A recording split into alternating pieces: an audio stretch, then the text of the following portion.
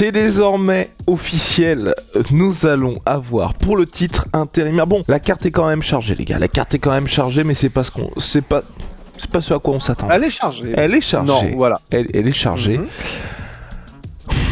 On aura donc en main event de l'UFC 324 Justin le boudeur Gaethje contre Paddy le hypé artificiellement Pimblet pour le titre intérimaire, et Dana White a précisé qu'Ilia Topuria affrontera le vainqueur plus tard dans l'année. Donc on peut dire pour l'instant bye bye au Islam Makhachev contre Ilia Topuria, ça ne fait pas nos affaires et on va évidemment en parler. Rusty, tu voulais dire quelque chose ? Oui.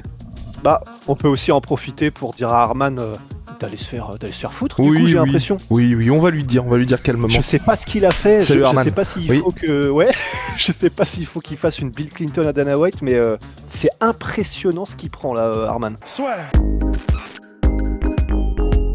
Winamax te rembourse ton premier pari en cash si celui-ci est perdant dans la limite de 100€ et en plus avec le code LASSEUR10, 10€ supplémentaires en cash. Attention, les jeux d'argent sont interdits aux mineurs. Jouer n'est pas une alternative au travail et ne permet pas de s'enrichir, donc jouez de manière responsable. Le titre intérimaire le plus what the flip de l'histoire, en tout cas du côté d'Ilia Topuria, et tu nous l'as écrit, je me permets de dévoiler ça. Rusty nous a dit Ilia n'est pas aussi fou que John Jones et tout, et c'est exactement ça, parce que donc le gars, vous le savez, est en train de se séparer avec sa femme, et visiblement il y a une question de qui va avoir la garde des enfants, et donc il règle ses problèmes d'ordre privé avant de revenir au combat, ce qui personnellement moi je trouve ça rassurant, je veux dire, pour un combattant, de voir qu'il y a quelqu'un qui se dit je règle mes problèmes de famille, et que finalement en plus là il y avait eu des stories où il disait que c'était un de son fils qui lui manquait, de voir que le gars est vraiment préoccupé par sa vie de famille. On comprend complètement que le gars ait autre chose à faire plutôt que de combattre, et surtout de se dire faut être à 100% quand tu combats, surtout quand t'as la ceinture, et de pas avoir d'autres préoccupations. T'es vraiment quelqu'un qui est exceptionnel, parce que tu t'as vraiment tourné pour pas que je passe pour un bâtard ce que j'ai dit en message privé, parce que c'est des DM entre nous. C'est quand même dommage que Ilia Topuria ne soit pas un psychopathe comme John Jones, parce que comme ça au moins il combattrait, vu qu'il s'en battrait les couilles de sa famille. Mais donc bien évidemment, en réalité c'est mieux, c'est-à-dire que humainement je préfère avoir un mec comme Ilia Topuria, parce qu'au moins c'est un humain normal. Mais par contre, effectivement, donc la contrepartie d'être un humain normal qui a les valeurs là où il faut, c'est que donc s'il y a un problème, donc visiblement le divorce avec sa femme et le fait qu'il y ait des problèmes de garde d'enfants, etc. Donc il repousse de plusieurs mois son retour. Donc pour Ilia, donc on comprend mieux, et puis voilà, c'est difficile de lui en vouloir. Enfin, c'est un peu comme quand Fares Diam, tu sais, il a un drame personnel, tu peux rien dire. Enfin, c'est normal, on ferait tous la même chose. Mais donc, ce que ça laisse là comme paysage, c'est quand même exceptionnel. En vrai, je sais qu'on en a beaucoup parlé, mais j'ai presque envie j'ai envie d'en parler de Arman. En vrai, c'est chaud quand même. En vrai, Arman Tsarukyan, Calme-toi. Non mais parce que voilà, c'est comme d'hab en fait. Là, je vais m'enflammer pour un truc qui au final, c'est pas grave, on s'en fout, c'est du sport, mais quand même. C'est quand même fou de se dire que oui, il a merdé. Visiblement, ça a beaucoup énervé l'UFC, ce qu'il a fait lors du combat Islam Makhachev contre Tsarukyan, le fait et on sait toujours pas trop pourquoi, d'avoir annulé le combat à quelques jours. Donc, il a fait une grosse connerie, mais après avoir accepté et donc n'avoir rien dit pour pas faire le malin dans les réseaux, dans les machins pendant de nombreux mois, avoir fait un truc où il a accepté de faire une pesée, d'être le combat de remplacement, de faire le poids, et donc il n'a pas été choisi ensuite, mais de faire tout ça et de ne rien dire, ensuite de faire un combat contre Dan Hooker, c'est-à-dire de regarder quand même bien derrière et machin, et après tout ça, de quand même lui dire bah ouais, mais ta gueule en fait. On va quand même mettre Paddy Pimblet parce que lui, il vend des pay-per-view, donc c'est comme ça. On va quand même mettre Justin Gaethje, parce que c'est surtout Justin Gaethje, parce qu'à la limite, le fait que Paddy Pimblet est un Dana White privilège, ça, en vrai, bon, ça se comprend. Ah ouais. Ça, Bah en fait,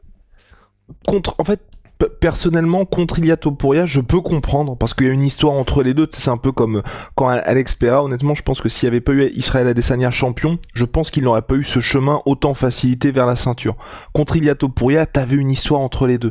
Là, vraiment, après avoir vraiment battu Michael Chandler, les gars, qui est désormais hors du top 10, d'artificiellement monter, et que t'aies ce combat contre Geji qui n'a, enfin, je veux dire, il y a rien entre les deux, il y a vraiment pas d'histoire, il y a pas de bastos qui sont envoyés, le combat, sportivement, ça m'intéresse, mais émotionnellement, je ne suis pas du tout investi. C'est là où moi, je ne comprends pas, voilà. Mais c'est pour ça que, pour moi, justement, ce qui avait le plus de sens au monde, c'était Paddy versus Arman. Parce que je comprends que Paddy Pimblett soit mis en bombe, parce que c'est un des seuls qui peut vendre autant qu'il ne vend visiblement. Donc, c'est pas juste, hein, sportivement, bien sûr, mais bon, on le sait tous, là, autour de cette table, hein, de cette assemblée que nous sommes tous, bah, de toute façon, en fait, c'est l'UFC. Donc, si tu vends, tu as des passes droits, c'est comme ça. Donc, Paddy Pimblett, ça me choque pas qu'il soit là, parce qu'on connaît les règles du jeu. Mais le fait que ce soit pas Paddy contre Arman qui est le contender numéro 1 et que ce soit un Geji qui, 1, ne vend pas et 2, n'est même pas le contender numéro 1, là, pour moi, ça n'a tellement aucun sens que c'est pas juste pour pisser sur Arman parce que j'imagine qu'ils se disent voilà, ça va être un combat spectaculaire. Parce que je pense que peut-être qu'une des considérations, c'est le fait qu'ils se disent Justin Gaethje, de toute façon, si on veut mettre Paddy Pimblett en bombe, il faut mettre un mec dont on sait que les faiblesses, c'est un peu plus la lutte et le sol.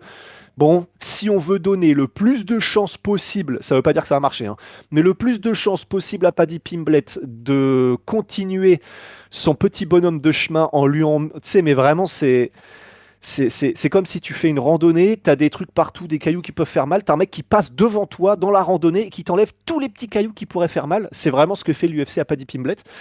Donc, à la limite, voilà, je comprends, mais pour Geji, donc je comprends qu'ils fassent ce combat-là puisqu'ils veulent absolument que Paddy gagne parce que donc ça lui permet de continuer sa petite randonnée, mais quand même au point de snobber le contender numéro 1 méritant qui a montré qu'il avait vraiment, qu'il s'était, comment est-ce qu'on dit, tu sais, qu'il avait, c'était pas contrit, c'était pas de la contrition, mais voilà, il a montré qu'il avait fait son mea culpa dans les faits.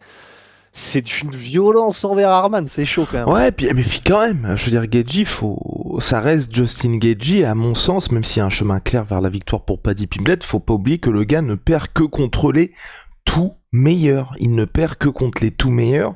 Et un Paddy Pimblett qui certes sort de 2 très belles victoires là récemment, sur les 2 dernières années, pardon. Tu hausses quand même le niveau, et qu'est-ce qui se passe si Paddy n'arrive pas à mettre Geji au sol? Ça peut être très très compliqué pour lui. Et enfin vraiment, moi c'est un peu ce qui me fait peur avec l'UFC là, c'est de le monter un peu trop haut et que t'es un Justin Gaethje qui gâche la fête. Et quand on dit gâcher la fête, enfin quand le mec gagne, ça fait très mal quand même. Et donc ça sera très compliqué de compenser le highlight qui sera pris dans la gueule Paddy Pimblett avec toutes ses autres victoires. Donc c'est quand même un peu dangereux. Donc là de mon côté, l'UFC, je trouve que c'est chaud, mais de l'autre, c'est vrai que si Geji perd, par contre, tu t'en débarrasses quasiment à tout jamais pour les combats pour le titre, et t'es tranquille de ce côté-là. Mais c'est vrai que je trouve ça assez surprenant. Je trouve ça aussi surprenant vraiment que l'UFC, on en parlait il y a quelques podcasts de ça, le Islam Makhachev contre Topuria, t'as quand même un truc qui est intéressant. Là, visiblement, on peut même dire adieu pour l'UFC Maison Blanche pour ce combat-là, parce que le vainqueur, Dana White, a dit qu'il affronterait Ilia Topuria. Bon, cela dit, il y a pas mal de fois où l'UFC a changé le plan en cours de route, donc on peut très bien être dans un truc où Ilia revient. En fait, ils vont combattre pour la ceinture du pound for pound. Enfin, ils peuvent très bien inventer un truc, mais ça ajoutera encore plus de bordel. Ça donne cette impression que tu perds du temps. Comme tu l'as dit, qu'est-ce que tu fous d'Arman? Parce que c'est vrai que là, à part le mec le foot sur le côté, parce que vraiment là, le fait que Geji soit sélectionné, que ce ne soit pas Charles Oliveira ni Max Holloway, pour moi, ça veut dire qu'ils vont s'affronter pour la ceinture BMF. Arman, je le vois pas encore attendre. Tu vas pas lui dire, bon bah mec, t'affrontes Gamrot, mec, t'affrontes Fiziev, mec, t'affrontes BSD. Ils vont faire, je pense. Hein. Wow. Mais c'est vraiment le plus gros fuck peut-être de l'histoire de la KT quand même. Hein. Parce que si là, il redemande à Arman de... Bah en fait, soit tu combats pas, soit on te file BSD, soit on te file un mec qui est classé plus loin de toi, qui, même si tu as prouvé que c'était toi le contender, machin, bah tant pis, tu vas devoir le reprouver encore 1 ou 2 fois. Waouh, c'est quand même D'ailleurs, Arman qui a réagi immédiatement, je crois que c'était sur Twitter, en disant, enfin, rendez ça logique, tu vois. Enfin, vraiment, où est la logique dans cette merde? Enfin, c'est pas ça qu'il a dit, hein, c'est rendez ça logique. Mais ouais, c'est quand même quelque chose. On va voir, mais comme tu dis, et voilà, pour finir là-dessus, en tout cas pour moi, mais c'est comme tu dis, l'avantage, c'est que l'UFC, c'est aussi les rois de modifier les plans en cours de route. Donc, on n'est même pas à l'abri que l'un des deux se blesse, Paddy ou Geji, et qu'Arman prenne prenne le spot. Ouais, mais ce serait pas mal, hein. Honnêtement, ça, ce serait pas mal pour le coup. Pour lui, il y aurait semblant de justice en tout cas là-dedans. Et puis voilà, à voir. En tout cas, je pense que les gens, ça les intéressera quand même. L'avant-combat risque de pas être fou, sauf si Geji se chauffe un peu. Et puis ça montre, hein, on le rappelle, Justin Geji, qui est donc managé par Ali Abdelaziz, le manager le plus influent du MMA, et qui avait menacé donc de prendre sa retraite s'il n'avait pas le title shot. Je pense que ça a joué parce qu'honnêtement, là peut-être que c'est aussi j'étais en dehors de tout ça, mais j'avais pas du tout l'impression, tu vois, qu'on avait des fans de Justin Gaethje qui demandaient en mode title shot pour le mec, il méritait. Vraiment, j'avais pas du tout cette impression-là, même tu vois, quand on regardait d'autres créateurs de contenu ou quoi, qui étaient en mode il faut que le gars ait le title shot. Vraiment, j'ai l'impression qu'à part lui, personne ne voulait de ça. Ah bah honnêtement, vraiment, hein, c'est pas pour faire de l'hyperbole. Moi, sur les réseaux et dans les vidéos que je regarde du monde du MMA anglophone, je ne l'ai pas vu une seule fois. Le bail de quelqu'un qui dise non mais maintenant ça suffit, c'est Justin Gaethje qui mérite. Je ne l'ai pas vu une seule fois. Donc vraiment c'est horripilant. Récompenser les boudeurs comme ça là, c'est agaçant. On en a marre. Le reste de la carte quand même, Rusty, hein, qui va être pas mal pour cette première de l'UFC chez Paramount Plus. Je pense qu'ils ne sautent pas de joie. Et quand ils ont vu, c'est aussi peut-être ça qui a fait que tout s'est accéléré. Hein. Il y a quelques jours, c'était Kyle Harrison contre Amanda Nunes en main event. Je pense qu'il y a quelqu'un qui a sorti le tel, qui a fait écoute Dana, comment on fait là en fait? Donc on aura donc bien Kyle Harrison contre Nunes en co-main event, qui ne me dérange pas. Pour moi, c'est vraiment le spot de ce combat-là. Voilà, là j'ai aucun problème avec ça. Coco Main, Sean O'Malley contre Song Yadong, qui promet d'être spectaculaire ce combat. On a aussi en bantamweight toujours Umar Nurmagomedov contre Figueiredo. Ça, voilà, je trouve que c'est top aussi. Nikita Krylov contre Modestas en light heavyweight. Featherweight, attention, Arnold Allen contre Jean Silva. Là, on clique et on regarde. Et puis, en heavyweight, ça fait plaisir. Derek Lewis qui arrive à se replacer contre Waldo Cortés Acosta. C'est complètement fou parce que il y a un monde où Derek Lewis gagne. Il y a un monde où Derek Lewis gagne et redevient top 5 mondial. Et donc, en vrai, mais j'ai envie de vivre dans ce monde finalement. Ah mais oui. Ah non mais oui, mais c'est une classique d'Eric Lewis. Et puis on a aussi donc Alexa Grasso contre Rosna Mayunas. Là ça va être pas mal je pense également. Et puis le retour d'Ateba Gauthier évidemment les gars. Donc vraiment vraie mec carte que je chargée. ne connaissais pas d'avant. Non pas pareil. Donc vraie carte chargée, ça fait plaisir. Et donc à part ce gros co-main event, on est sur quelque chose qui est quand même de très très bonne facture. Et je pense que Paramount sera content avec ça. Et d'ailleurs, et un truc qui est important, à partir de maintenant, nous ça ne fait pas du tout nos affaires en France, mais aux États-Unis oui. Non. C'est que les main cards, c'était ça, ouais, non? Ouais, c'était ça. Oui, moi c'était les cartes principales donc commenceront à 9h du matin heure locale. 9h pardon, 21h heure locale, qui est une très bonne chose pour eux, mais nous ce qui veut donc dire aujourd'hui c'était 4h, ce qui veut dire que 4h, le main event était à 6h30, ça va.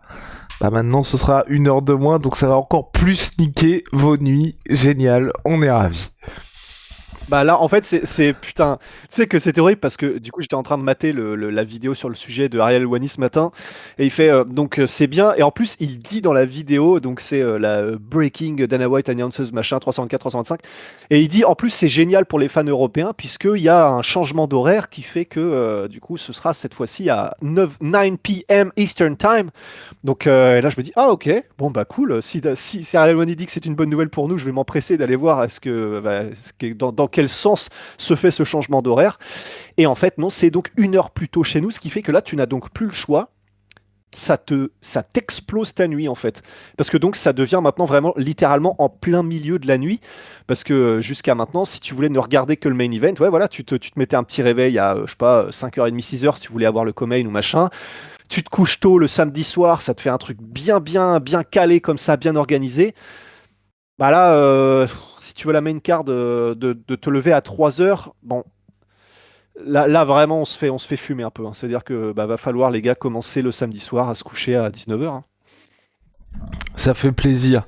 Ce qui fait Ouais, ça fait plaisir plaisir. aussi, les gars. Ce qui fait plaisir aussi, je sais, vous n'aimez pas trop les moments réclame, mais bon, aujourd'hui, c'est le Black Friday. C'est aujourd'hui Ah oui. ou rien du tout. Déjà, la semaine des braves chez Onae. Là, c'est le pic. C'est le pic. Vous allez chez Onae. Nous faisons le premier vendredi noir de notre histoire. Donc, vous allez vous régaler absolument. Il y a du moins 10% sur absolument tout. Il y a le Bob le Soap, tout doit disparaître. Tout est sur le site. Bref, régalez-vous sur NutriPure. Cocorico, made in France, naturel, bio pour certains produits. Vous avez évidemment tous les bangers, les classiques, la créatine, la whey, les barres du Big Rusty. Et à partir de 85 € d'achat, les gars, vous avez des produits qui sont offerts cumulables avec évidemment Oh, code la sueur. ça, c'est bon ça. Code la sueur, vous avez moins 10% instantanément et moins 10% qui sont cumulés ad vitam sur votre compte, les gars.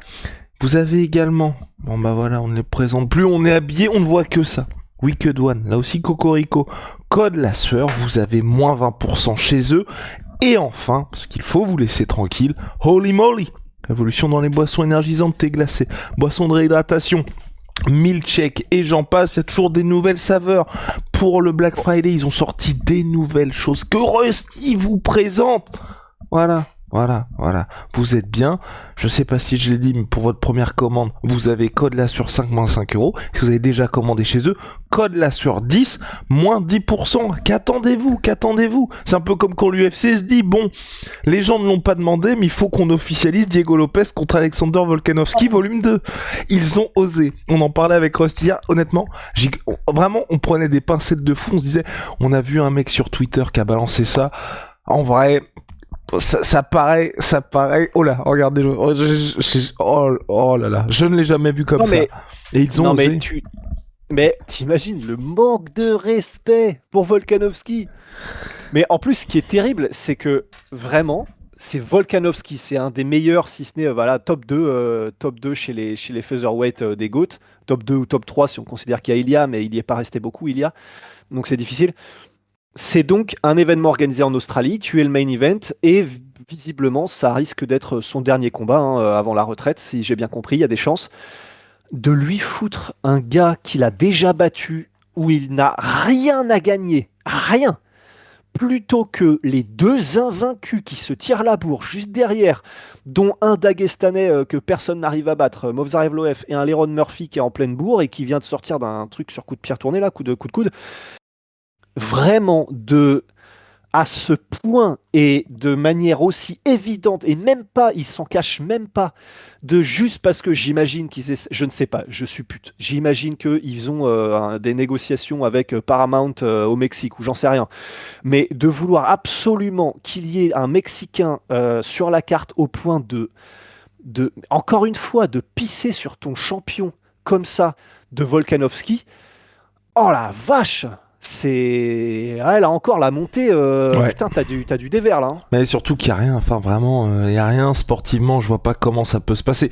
Bon, il peut toujours coucher évidemment sur un coup Alexander Volkanovski, c'était d'ailleurs pris un knockdown au premier combat, mais à part ça, vraiment on a déjà vu ce combat, je ne vois pas comment Diego Lopez peut gagner, enfin C'est ça- littéralement le dernier combat de Volkanovski, hein. ça va être C'est- très bizarre. Très bizarre de la part de l'UFC, je pense que c'est ça.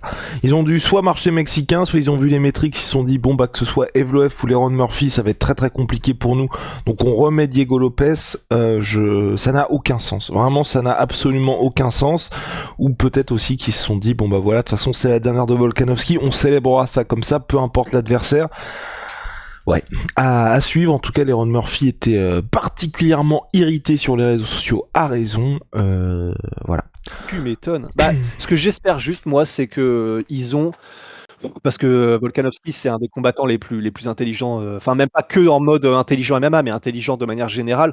Donc, lui, bien évidemment, vous pouvez être sûr qu'il n'a pas dû kiffer non plus, mais vu qu'il ne dit rien et vu que j'ose espérer que l'UFC l'a rincé comme jamais. Mais après, peut-être qu'il dit rien aussi parce que, tiens, à la manière de Charles Oliveira, où déjà t'es content de... Tu vois, Charles Oliveira, il voulait combattre à Rio, donc c'est un peu compliqué, tu vois, de dire en plus, ensuite, je demande un adversaire, et c'est pour ça qu'il se retrouvait face à Fiziev. Peut-être que Volkanovski, t'as ce côté, déjà, le dernier combat de ma carrière, je le fais chez moi. Si en plus, tu vois, je me mets à faire la fine bouche et tout. Et puis c'est vrai qu'en soi, c'est un mec qui a toujours été un peu un company guy, Volkanovski, vis-à-vis de l'UFC. Ouais, c'est sûr, mais après, en fait, on va voir ce qu'il en dit, parce que de toute façon, vous inquiétez pas, hein, c'est un UFC numéroté en plus, donc il y aura toute une pelletée de journalistes, et la question, elle va revenir, même probablement plusieurs fois, de est-ce que tu es quand même content là de l'adversaire? Bah, on va voir, parce que oui, c'est un compagnieman, mais c'est quand même un mec qui est authentique, donc je pense qu'il dira diplomatiquement, bah non, j'aurais bien aimé, bien sûr, qui est Evloev ou machin, mais bon, bah, c'est un combat, et là, du coup, il embraye sur ce que tu dis, c'est un combat chez moi, donc c'est un bon combat de retraite, c'est un combat qui sera spectaculaire, donc il va le tourner comme ça, mais c'est vrai que pour les fans, en fait, on est en train là de voir comme ça se dérouler devant nos yeux, bah, pas très ébahis du coup, que c'est donc une passation entre ESPN et Paramount, et que l'UFC ne réfléchit même plus, et ils font même plus semblant de réfléchir en termes de méritocratie sportive. Là, on est vraiment dans une ère de début de nouveaux diffuseurs, et donc il faut uniquement les trucs qui potentiellement font du chiffre, et donc bye bye la méritocratie, et bah, on se reverra peut-être plus tard, quoi. Après, à la décharge de l'UFC, vraiment pour cette catégorie, oui, il y a Movsar qui passe à la trappe et Leron Murphy, mais c'est vrai que on n'est pas dans un cas lightweight où t'as un Arman Tsarukyan qui est vraiment le clair prétendant numéro 1. Parce que c'est vrai que Movsar, le mec ne combat quasiment jamais, et il était forfait pour le combat contre Aaron Pico. Leron Murphy, oui, il y a eu ce KO de l'espace contre, je me fais l'avocat du diable évidemment là, a fait le KO de l'espace contre Aaron Pico, mais c'est pas non plus le mec, enfin je veux dire, là aussi, hein, je n'ai pas vu de commentaires qui étaient grosse campagne pour les Ron Murphy qui a le title shot. Il y a plus de gars qui s'étonnent, mais je veux dire, c'est pas non plus comme si t'avais une armée qui était derrière lui, et je pense que c'est ce qui fait aussi que l'UFC a profité de la situation pour remettre Diego Lopez. Bah, c'est sûr. Bah là, on était vraiment dans une situation de Ankalaev contre Pereira, où bon, bah en fait, on a tout essayé pour lui mettre des bâtons dans les roues. Maintenant, on est obligé. C'est juste que là, ils ont eu la même situation, et ils ont quand même décidé de remettre un bâton dans les roues, comme ça, gratos. Just like that. Et puis bon, si Diego Lopez gagne, tu fais Movsar contre Diego Lopez 2. Bon, j'essaye, hein, les gars. Vous voyez bien que... Mais bon, il y aura un petit truc, entre eux. Bah, de toute façon, l'UFC préférerait, hein. Oui. Ah bah 1000%. Entre un mec qui prend sa retraite et un mec qui t'ouvre de nouveaux match-up, et en plus qui est mexicain, bah... Ah, on signe tout de suite. Allez, les gars, on se retrouve très vite. Bye.